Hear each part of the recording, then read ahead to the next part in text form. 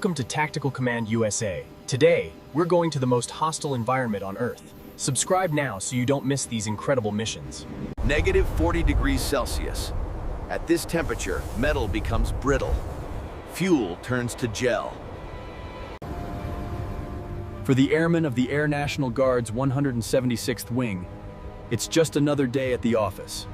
But their aircraft, the C-17 Globemaster III, was built for this. Inside, the mission's get-it-done specialists, the loadmasters, prepare the cargo. This isn't just cargo.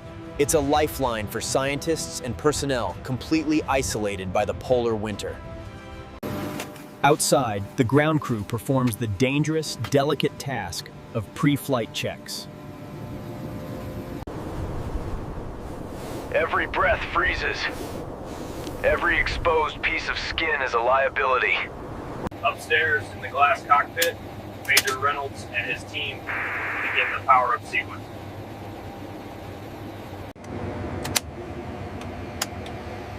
This is a delicate operation.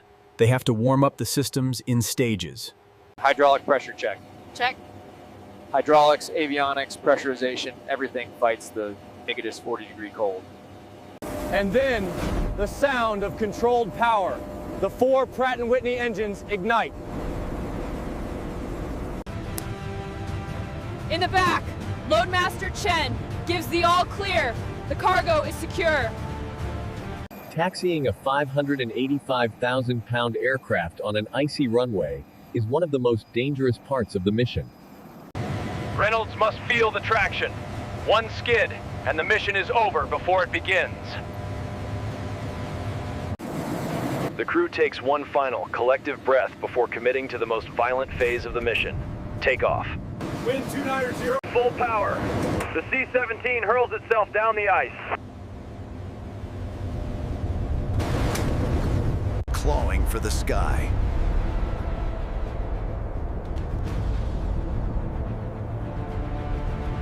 Positive rate, gear up.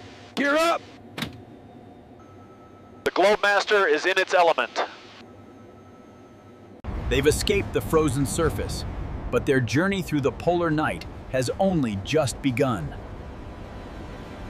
This is a world few will ever see, and it's all in a day's work for the U.S. Air Force.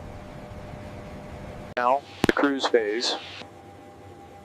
But navigating over the pole is unlike flying anywhere else on Earth. Anti-ice systems are nominal. Copy. Standard compasses are useless here. They rely entirely on GPS and inertial navigation systems. Their destination, a remote research station, ice camp, hundreds of miles from any civilization. In the back, the job isn't over. SSGT Chen must constantly monitor the cargo. But a new problem is developing. Ice. At this altitude, moisture freezes to the airframe instantly. Ice changes the shape of the wing. It destroys lift. The crew activates the bleed air de-icing systems. Hot air, bled from the engines, is piped through the wings, shedding the ice. Another crisis averted. Out here, there are no emergency airfields, no alternate landing spots. It's mission success or failure. While the cockpit is heated, the cargo bay is kept just above freezing to conserve energy. A unique feature of the C-17 is its thrust reversers. They can be used in flight to allow for incredibly steep, tactical descents. Top of descent, commencing arrival checklist. They've reached the point of no return and begin their descent. Into the most challenging landing environment on Earth.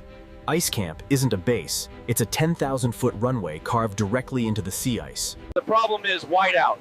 The sky and the ground blend into one. There is no horizon. They must rely 100% on their instruments, flying a virtual approach using the C-17's advanced HUD. On the ice, a brave ground crew, already on site, marks the runway threshold. Runway in sight. Giving the pilots their only visual cue in a world of white. 10 minutes to landing. In the bay, the Loadmaster braces for landing. This will not be a gentle touchdown. Gear down, full flaps. Reynolds is flying the aircraft on the very edge of its performance envelope.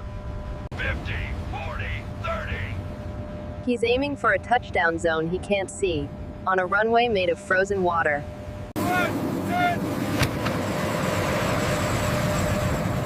Contact, the C-17 is on the ice. But stopping is even harder than landing. Reynolds engages full reverse thrust. The engines, screaming in protest, blast air forward, creating a wall of force that slows the 280-ton giant. Inside, it's a violent ride. Every piece of cargo strains against its chains. The aircraft comes to a stop, but the mission is far from over. Now, a new race against time begins. APU is on, we are on the ground, clock is running. They will not shut down the engines. It's called an engines running offload. If they shut down, the aircraft's hydraulics would freeze solid. The landing gear could even freeze to the ice. The moment it's safe, SSGT Chen begins opening the patient beast. The aft ramp opens, exposing the cargo bay to the full, brutal force of the negative 40-degree wind. The ice camp ground crew, a mix of airmen and scientists, moves in. They have minutes to accomplish hours of work. Communication is by hand signal only. The noise from the idling engines is overwhelming. Every piece of metal is a trap. It will freeze burn exposed skin in seconds. The C-17's roller floor, a marvel of engineering, allows them to move thousands of pounds of cargo with a push. Fuel burn at idle is 400 pounds per minute. Clock is still running. Up front, the pilots aren't resting. They're monitoring fuel and systems. And watching their fuel burn. They only have enough gas for a limited time on the ground. This is a brutal ballet of man and machine in an environment that wants them gone. Some tasks require bare fingers. The crew can only do this for seconds at a time before risking severe frostbite. Finally, the last pallet is off. Food, medical supplies, and critical science equipment are delivered. No time for goodbyes. The offload is complete, and Chen immediately begins closing the ramp. Total time on the ground, less than 30 minutes. Now, they have to do it all again, in reverse. The ramp is sealed. The cargo bay is once again a self-contained unit, but it's now filled with negative 40-degree air. Loadmaster to cockpit. Aft ramp is secure. All personnel clear. Bay is ready. The Loadmaster gives the go. It's time to leave immediately. Cockpit copies. Flaps 15, takeoff checklist. Reynolds and his crew begin their pre-flight checks all over again.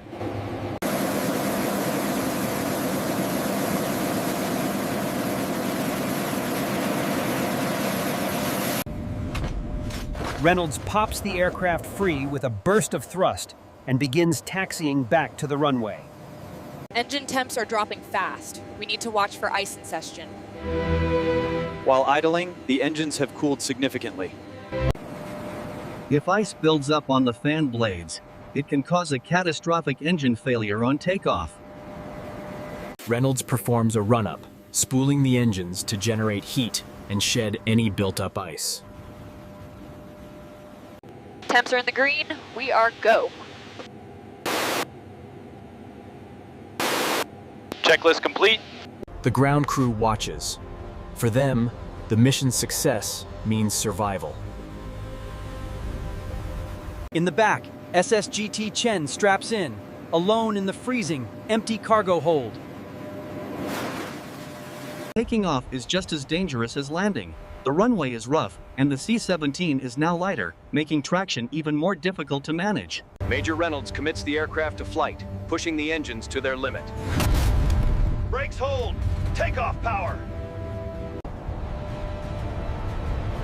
The Globemaster hurtles down the ice, its engines at maximum power. Vibrating violently on the uneven runway, Reynolds is fighting to keep it straight. This is what the C-17 was built for, taking punishment that would tear a normal airliner apart. V1, rotate.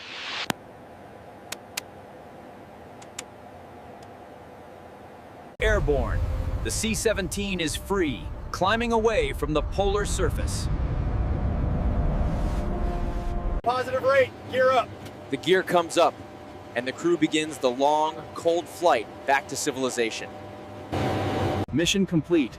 A mind-blowing display of skill and technology, proving that even in -40 degrees, the U.S. Air Force can deliver. Flaps up, climb checklist. With the gear and flaps up, Reynolds banks the heavy transport. He's climbing back to altitude, back to the relative safety of the upper atmosphere. But for Loadmaster Chen, the work isn't done. She has to conduct a full check of the now empty bay, checking that all locks and rollers are secure for the flight home. Her body is fighting the onset of hypothermia from the ground operation. Below them, the ice camp is gone, swallowed by the white. The crew is alone again in the vast polar sky. Autopilot engaged. For the first time in over an hour, the pilots can take their hands off the controls and let the aircraft manage the long cruise home. Now it's a systems management and navigation game. They have hundreds of miles to fly back over the same hostile, featureless ice. Loadmaster to cockpit. Bay is secure for cruise. Permission to enter the flight deck? Copy that, Chen. Get up here and get warm. The high-stakes, high-adrenaline part is over. Now, the long, grinding fatigue of the return flight sets in. The aircraft's powerful environmental systems are now in a battle with the residual cold, slowly bringing the cargo bay back up from -40. SSGT Chen joins the pilots on the flight deck, the only warm place on the entire aircraft. You earned this one, Chen. Thanks, sir. That was cold. This is what these missions are about. Not just the multi-million-dollar machine, but the small, highly trained team that operates it as one. But the Arctic never gives up. The outside air temperature is even colder at this altitude, and the cold is a physical. The pilots activate the window heaters, sending a powerful electrical current through the glass to keep it from freezing over. This aircraft is a flying fortress, not just against enemies, but against the environment itself. Hours pass. Fuel is consumed. The endless white of the ice pack finally gives way on the radar screen to a new signature. Radar contact, we have the coastline, land. They are approaching home base. All right, let's get our arrival briefing. Descent checklist. The mission isn't over. They still have to land this giant bird. For SSGT Chen, that means heading back into the bay one more time to ensure the empty, cold hold is secure for landing. The C-17 begins its descent, leaving the polar twilight and heading home. A flawless execution of a mind-blowing Arctic mission. As the pilots prepare for landing, the Loadmaster's job restarts. SSGT Chen returns to the frigid, empty bay. Landing checklist, cabin pressure set. While the pilots run the approach and landing checklist. After a mission this extreme, this is a critical phase. They are descending back into the weather. Visibility drops to 0 as they enter the clouds. Chen straps in one last time. Her work is done until they are chocks on blocks. Approaching minimums. Just like on the ice, they are in the soup, relying totally on their instruments. Runway in sight, landing. And then breakout. The main runway at their home base, a welcome sight. Gear down, 3 green.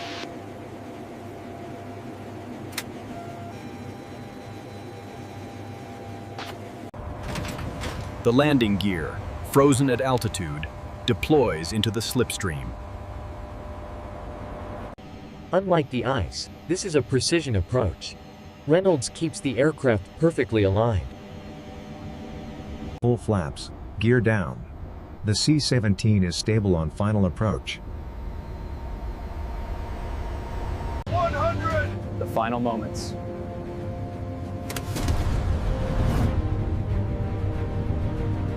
$50, 40, 30, 20, 10. The The automated callouts count down the last few feet. Reynolds flares.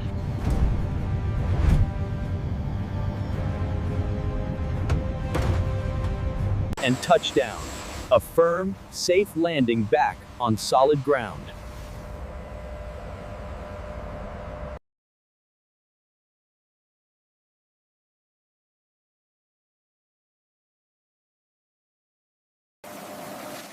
The powerful reversers throw the engine's thrust forward, slowing the massive plane down. Even strapped in, the deceleration is powerful.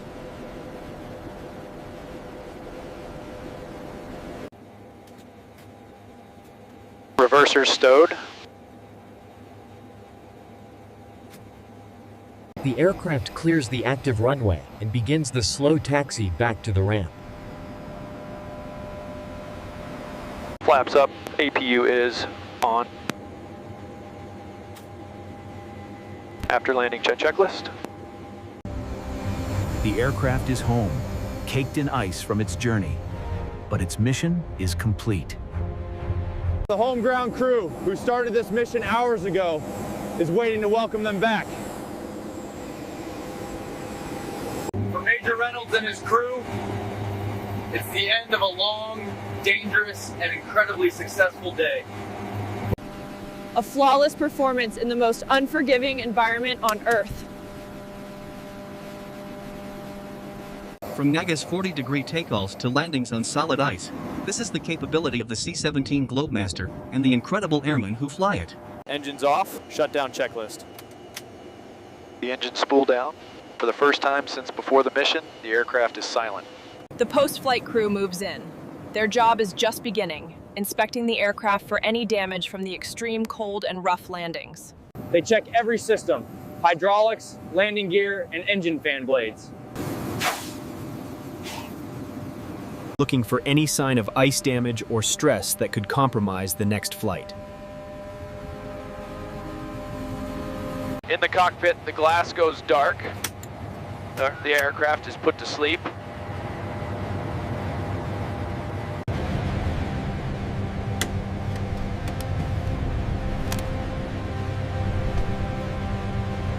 They still have a detailed post-flight debriefing, where every action, every system reading, and every challenge is recorded.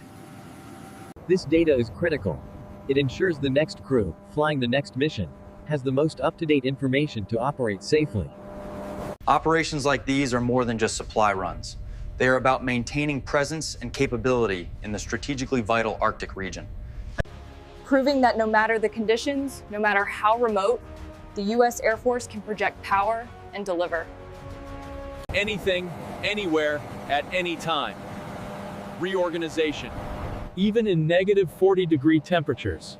A truly mind-blowing cargo mission, pushing the limits of man and machine.